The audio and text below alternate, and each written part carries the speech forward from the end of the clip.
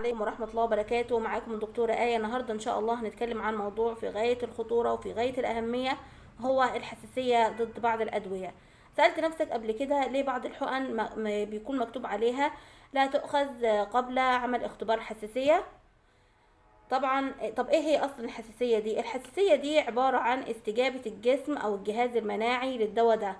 المفروض في الطبيعي ان الدواء بيدخل الجسم ما بيعملش اي مشاكل، لكن في بعض الاحيان الجهاز المناعي بتاع الشخص بيعتبر ان الدواء ده حاجة مثلا نقول عليها حاجة مش طبيعية او حاجة عدو في الجسم، فبيبدأ يهاجمه وبيفرز مواد كيميائية اللي هي تسمى الهستامين. دي مواد هي اللي بتسبب اعراض الحساسية.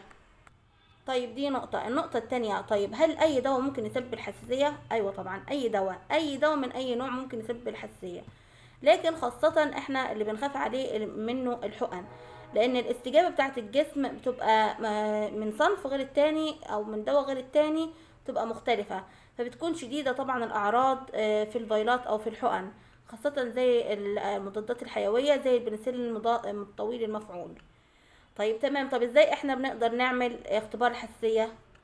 اختبار الحساسية، طيب تمام، ازاي نقدر نعمل اختبار الحساسية؟ اختبار الحساسية زي ما قلنا قبل كده انه بيتعمل في المنطقة دي. بتاخد الحقنة، عندنا سرنجة انسولين زي كده، السرنجة بتكون متقسمة 100 وحدة. تمام. بناخد حوالي 5 شرط بس من الدواء. طيب تمام. قلنا ازاي نعمل اختبار الحساسية. اول حاجة في المنطقة دي هنا بالظبط نعمل دايرة قطرها حوالي مثلا 3 مللي او 3 سنتي، وناخد قلنا احنا سرنجة الانسولين دي 100 شرطة، هناخد 5 شرط نحقنها كده تحت الجلد بزاوية 15 درجة. معلش انا بقول بالتفصيل بس عشان يهمني ان الناس كلها تعرف بالظبط التست ده بيتعمل ازاي.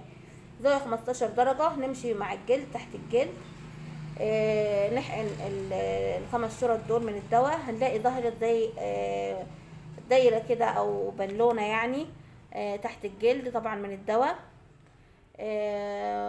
بعدين ننتظر من 10 دقايق ربع ساعة، لو تلت ساعة برضو يبقى تمام. دي بنشوف استجابة الجسم للدواء ده. لو ظهر اي حكة، هرش، احمرار، اي حاجة من اعراض الحساسية دي، طبعا يبقى الجسم عنده حساسية والمناعة اشتغلت ضد الدواء ده واعتبرته كأنه عدو.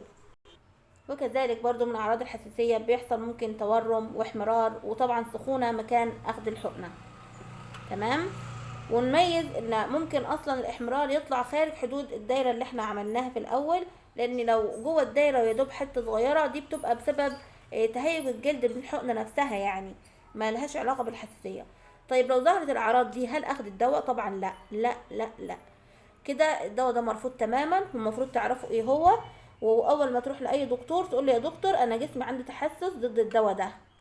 طيب لو خدت الدواء ده من غير ما اعمل اجراء اللي هو اختبار الحساسية، بتحصل نوعين من الحساسية. اول حاجة في حساسية بسيطة، دي اللي هي عبارة عن طفح جلدي، احمرار وتورم، ممكن ارتفاع في درجة الحرارة او سخانة وسيلان في الانف، عطس، الكلام ده. في النوع التاني اللي هي الصدمة التحسسية الشديدة جدا، ودي بتكون فيها قيء واسهال، بتكون فيها برضو زيادة نبضات القلب، برضو ارتفاع ضغط الدم، ممكن دوخة، اغماء، ممكن طبعا تؤدي الى الوفاة لا قدر الله. علشان كده بننصح وبنشدد ان محدش ياخد اي حقنة غير بعد اجراء اختبار الحساسية.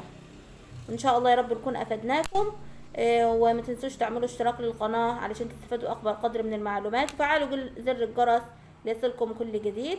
والسلام عليكم ورحمة الله وبركاته.